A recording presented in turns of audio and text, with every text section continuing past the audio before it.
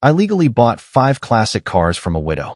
Someone posing as her grandson tried to sue, but was exposed as her granddaughter's ex. I'm close friends with a coworker, and we've helped his mother, in her 80s, with house maintenance. His mother's neighbor, I'll call her Marie, was in her 90s in 2016 when Marie's husband, who was in the home, died.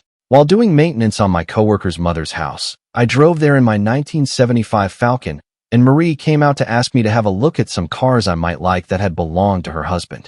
I won't go into detail, except 3 were in good, drivable condition and worth a decent figure, and 2 more were ruined but good parts cars. At the time, I couldn't afford anywhere near what they were genuinely worth. 2 are at least in the top 5 desirable Australian classics. I told her what they could fetch on the open market, but she was happy to take $55,000 for all 5 cars, well under their value. She wanted to make sure they went to someone who would appreciate them, and I paid for and collected them a week later. I still have the 3 good ones, 2 now on historic registration and the other in storage. Marie passed away in the middle of this year, and her grandson is on the warpath over the cars. He's found my contact details and phoned me several times, threatening to sue for effectively stealing the cars from his grandmother, and has turned up at my front door once, demanding the return of the cars. I have not been served or received anything in writing from him in a legal sense, only his business card, which sounds dodgy. I verified he's an actual lawyer, as he claims, through a website of his employer, which lists him with a photo as specializing in commercial and insurance law, just like his business card. I'd have expected, if there was a real legal issue with the ownership of the cars, it would be in relation to the grandmother's estate proceedings, and I'd be contacted by mail by someone acting as executor, not via phone calls and doorstep visits by one angry, smug bastard acting like it's happening between me and him alone. Since I'm not a lawyer and my presumptions could be completely out, I'm posting here. If need be, I could now afford the market price of all the cars. Is the grandson likely to have a case? And should I find a lawyer of my own? Relev comments, now, but if Marie's husband left them to her in his will, she was free to do with them as she pleased. Ergo, the grandson has no claim. He'd be banking on your uncertainty of that to strong-arm you into cutting a deal. Don't ignore any official summons or claims, but you can safely tell him to buzz off over the phone. If you want to get really petty, you could contact his law firm and complain about him, but as long as he wasn't intimating that his employer was in any way involved, it's none of their business, so they could tell you, cool, so what? Oh, thanks. Banking on my uncertainty is a good way to describe the vibe I'm getting from him. He's not exactly throwing his law firm's name around, but it is on the business card he gave me. On what the cars are, I feel more comfortable describing them now after reading the responses here. One registered is an XY GT replica in nice shape, built from a Fairmont. The other registered is an XB Fairmont Coupe in excellent original condition, and the third, I'm still working on getting back on the road, is an XA sedan Falcon 506. The last 2 were wrecks and have already been parted out, and the good bits kept, a spare XA sedan and an XW that looks like it had spent 30 years as yard art. The XW collapsed at the torque boxes and frame while being trailered and nearly came off in 2 pieces, but worth it for the glass and trim alone. Update. I spoke with my coworker about the issue, and he talked with his mother, who clued me into her neighbor, Marie, from my previous post, not having any grandsons. My coworker's mother is still in contact with Marie's son and daughter, as they own and still work on Marie's old house next door. She put them in contact with me. They wanted to know who it was who was actually threatening what about the cars, as Marie has no grandsons, and we spoke. They identified the lawyer grandson as an old ex. He was once a partner of, but not married to, one of Marie's granddaughters for a few years. He's also known to be in a lot of debt, which might explain the desperate hunting for valuable items. Marie's son and daughter reiterated that their dad had left instructions to Marie for the cars to go to someone who cherished them, and they were happy they did, and glad to hear from me that they're still being looked after.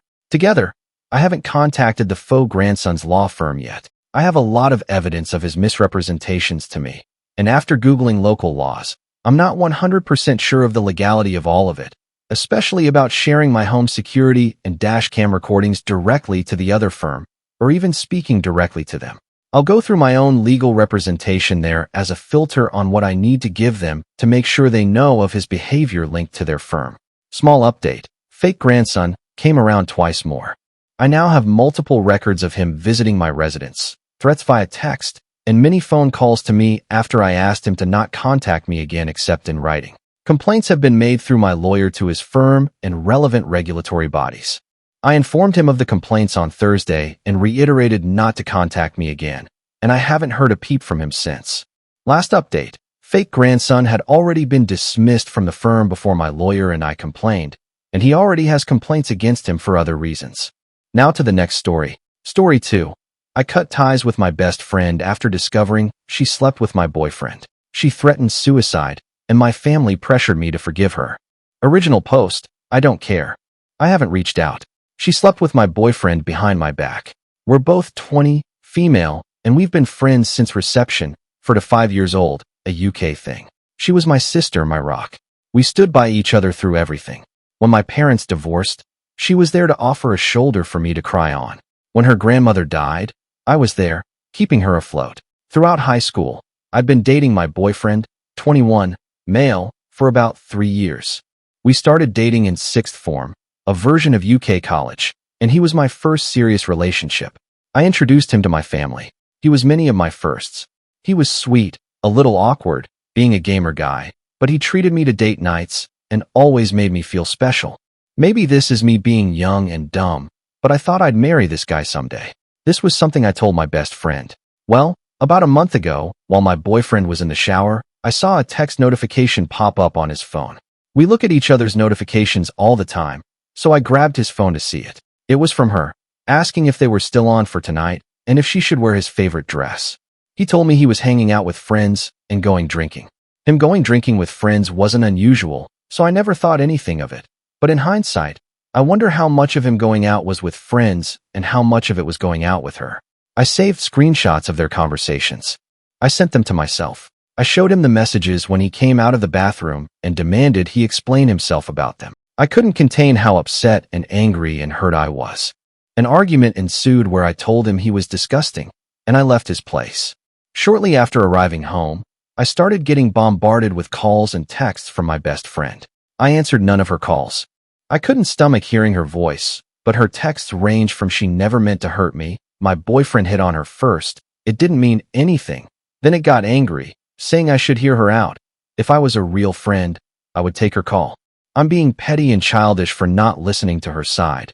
Then back to sadness, saying I was her closest friend in the world and she didn't want to lose me. My boyfriend was strangely quiet during this time. After a few days, I got myself together enough to send them both messages. Maybe it was cowardly, but I didn't have the strength to call them. I told my now ex-boyfriend that we were done and I won't give cheaters any chances with me. He responded by trying to call me, but after the 3rd or 4th attempt, he gave up. He sent me a final message saying it wasn't that big of a deal, that they just fooled around, but agreeing he didn't want to date me anymore. My ex-best friend was more persistent. After I told her I wanted nothing to do with her, day after day, I'd get messages and calls from her, demanding to talk, demanding we resolve this, demanding I not say anything to anyone, saying she stopped seeing him, saying she'll kill herself if I don't talk to her. Really upsetting. I ended up confiding to a mutual friend about what was going on because I was seriously beginning to wonder if I was being unreasonable. This friend reassured me that my feelings were justified. However, I wasn't expecting this friend to spread around what happened. The gossip spread like wildfire, and a few days ago, my ex-best friend tried to take her life. I said nothing. I haven't visited her in the hospital. I haven't sent any messages to her family. Now, her older sister keeps messaging me, telling me I'm a heartless person for leaving her at her lowest, for not trying to prevent this, and that everyone makes mistakes, and that her sister didn't intentionally hurt me. Maybe it does make me a heartless person, but I don't care. I'm relieved she survived, but I'll never forgive her. I'll never forgive her betrayal. She destroyed our friendship when she slept with my boyfriend. Relevant comments. OP needs to move forward in a healthy way without being bitter about her ex and the best friend. Oh, up, thank you. I know. I don't think I'm over what they did to me. 3-year relationship and a 16-year friendship down the drain. I'll look into therapy, but between school, work, and a part-time job, it might be difficult. It's stupid because I wasn't feeling guilty that she had attempted to take her life, but after what her sister said, I was starting to feel guilty for not feeling guilty, if that makes sense. It was really getting to me, so I had to tell someone. I'm glad she survived, but I'm not looking forward to the next few days. I've already gotten messages from her cousin today. Commenter 1. Good. Don't contact her or her family. That's done. You're not responsible for her mental health, and make better friends. Not gossiping ones like the one who told everyone. Just cut them off. And if your family tries to pressure you to be friends with her, warn them that you're not above going low contact with them. Edit. Block them all as well. Oh, unfortunately, I don't think the friend I told had intended for it to get so bad. She really helped me understand that I wasn't being an awful person for not giving my ex-BFF a second chance. She cheered me up and made me feel better, but she told the rest of our friend group, and after that, it was like Pandora's box. I've blocked my ex and my ex-BFF. I've blocked her sister as well, and it's looking like I'll need to block one of her cousins. This makes me a little sad. I was always so close with her cousins. My dad agrees with me 100% and told me I was doing the right thing. When I told my mom, I could tell she was disappointed and tried suggesting I talk to my ex-BFF, but I shut that down real quick, and she backed off. Update 1. Hey again. It's been a while. First, I want to thank everyone for all of their comments and support. In hindsight, I know now I wasn't being unreasonable, but in the moment, when I was being bombarded by texts and calls from her family, it's hard not to let those thoughts mess with your head. I didn't know if I was going to post an update, but some things have happened, so this might get a little long, sorry. Giving fake names. Ex-BFF is Sarah, her older sister is Trina, ex-BF is Mark. I'll name anyone relevant as I go. So, I mentioned in a comment that my mom wanted to speak to me later that day. I had a few replies warning me that she would try to pressure me into forgiving Sarah, and they were right. She came over to my dad's that evening and wanted a conversation in private. She asked if I'd spoken to Sarah yet. I said no. She asked if I was going to. I said no. I was trying to be as firm as possible because I knew what she was about to do. She asked, "Don't you think you should?" My response was, "No, I don't see why I should." I sent her a final message almost a month ago. This is where things began to really go south in the conversation. "Mom, love, she's in the hospital right now. She needs all the support she can get. You're meant to be her friend." I didn't even know about her condition until her mother called me. Me, really? I'm meant to be her friend after she slept with Mark behind my back? I didn't say anything about her because I didn't want to talk about her. "Mom, are you really going to hold a silly grudge? I understand she hurt you, but she's hurting so much more right now, love." Me, she's hurting? Mom, yes, you both are. I raised you to be a kind, forgiving person. Why can't you forgive her? Me, what? Like how Dad should have forgiven you. This wasn't my finest moment. I didn't bring it up before because it wasn't relevant, but the reason why my parents divorced was due to infidelity on Mom's end, and it wasn't only a one-time thing. Not that it matters, even if it had been, but my mom always believed Dad should have just forgiven her. I admit this was a low blow for me, and the conversation spiraled into an argument from there, with both of us saying some not-so-kind things to each other. Eventually, I decided the conversation was over because we were just going around in circles and heading into yelling territory, so I told her to leave, and I'll try talking to her again when we've both calmed down. When she was leaving, she said this: "I hope you're not as cruel as your father." I'm typically not an angry person, but this infuriated and hurt me. I lived 50-50ths between my parents. They both made sure I had everything I could need or want, but she felt her situation and struggles were undeserved. Dad never helped with bills or payments that didn't involve me. She expected more. Cheaters always do. I didn't say anything when she left. I just blocked her number and social media accounts and cried. She cared more about the girl who had hurt her daughter than said daughter. She realized pretty quickly what had happened and came back the next day, but Dad told her I didn't want to talk to her. True, and she had to leave. It took maybe half an hour before she finally left. The next few days, she kept trying to reach me through other people, but I stayed silent. The Friday after my post, I decided I felt calm enough to talk to her and unblocked her. We spoke over the phone, which wasn't as exciting as above. Basically, it was her apologizing and telling me she was wrong for trying to force me to forgive Sarah, that she'll respect my decision, but tried to suggest I think about it. I very firmly told her I was not forgiving Sarah. She just said okay. Things didn't really feel the same with us. I couldn't bring myself to be as chatty with her as I was before, and it didn't help that she kept giving me updates about Sarah. The first time she did it, she told me Sarah had been put on a 72-hour psych hold and was eventually released. I told her I didn't want any updates on Sarah's situation. I won't stop her from checking in, but I didn't want to be involved. She complained and said she thought I'd want to visit her, but I threatened to block her again if she kept pushing, and she shut up. Nothing was mentioned about Sarah for a couple of weeks before Mom again broke my boundary and brought her up, telling me about how Mark had stopped talking to her and how Sarah needed a shoulder to cry on. I again told her I didn't want to know, and this was her last chance not to bring her up, or I would cut her from my life. She complained again, but eventually promised it wouldn't happen again. Maybe I should have learned from my mistakes, because I know my mother. She doesn't take no for an answer. It was really quiet for a while. My friends and I had all basically carried on from what happened, and even though I know a couple of them still occasionally talk to Sarah, they never bring her up around me or tell her, I hope, how I'm doing. I thought I could finally close this chapter on my life, but nope. Today, my mother called me and asked if I wanted to get lunch.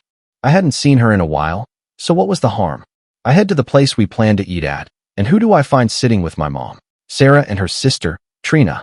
As soon as Sarah sees me, she gets up and tries to hug me, but I just raise a hand and take a step back, and this girl has the audacity to look upset.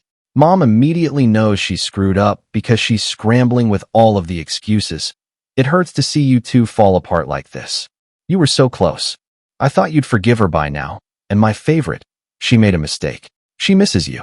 During this time, Sarah has been quiet, and I can see Trina's glaring at me. I'm just so angry and upset. I honestly didn't think she'd pull something like this.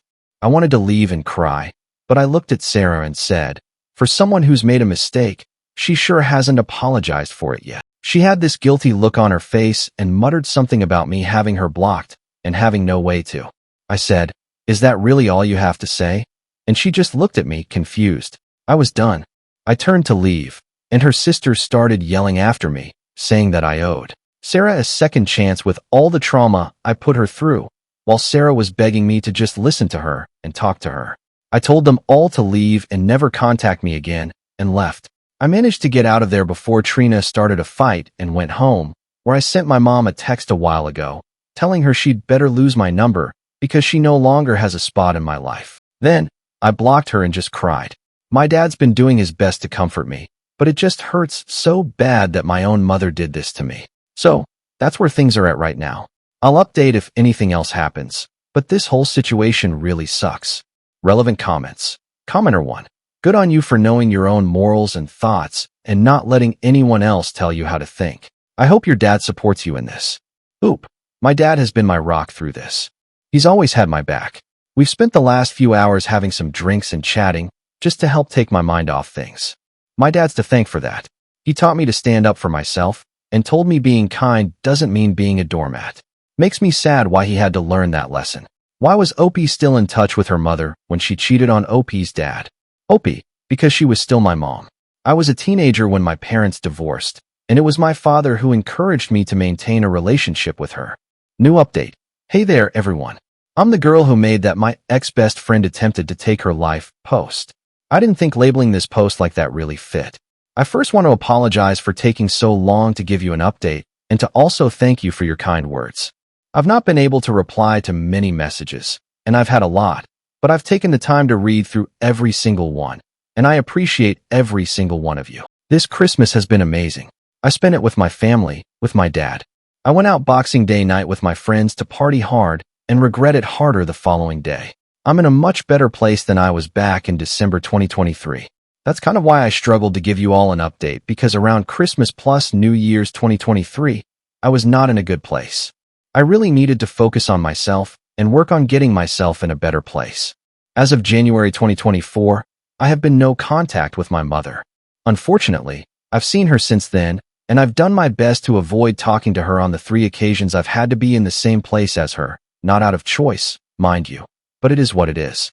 During Christmas 2023, she had expected that I was spending it with her and her side of the family. Given the events at that time, this was obviously not happening, and my dad told her as much. She lost her mind. She refused to take no as an answer leading up to Christmas, to the point Dad and I left for my paternal aunt's house on Christmas Eve to spend the night there. According to a neighbor, my birthgiver showed up pretty early in the morning to catch us leaving, but was irate to learn we already weren't there. Thankfully, my aunt had moved house quite recently, so my mother didn't know the new address, but we came home to parcels completely destroyed on our porch the following Boxing Day.